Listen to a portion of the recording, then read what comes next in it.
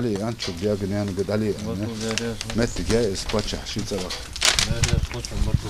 لا شيء هون قال مش متحو تنادي هنا مش دهدواج دوتش كرابلو ذهب جابي خات تنا سات ناديج يمي مسني مسنا سخت يولش عندي هنا ده كان ساعة وقتيش могут.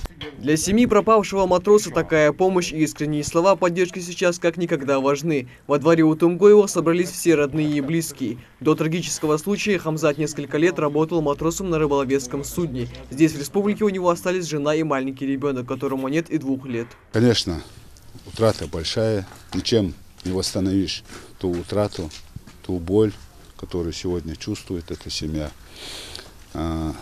Поэтому мы приехали с этой миссией сегодня от имени главы республики Юнусбека Маматкереевича оказать им возможную помощь.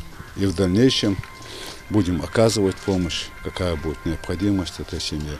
Ранее в спасательно-координационном центре во Владивостоке сообщили, что в течение 5 дней поисков было обследовано около 40 тысяч квадратных метров акватории. Найдено несколько предметов с пропавшего судна и 2 спасательные шлюпки без людей. Напомним, экипаж рыболовецкого судна «Восток» перестал выходить на связь 25 января после того, как сработал аварийный радиобуй. Всего на борту находилось 20 человек, в том числе и матрос Хамзат Тумгоев. Родственники пропавшего с трудом воспринимают эту утрату.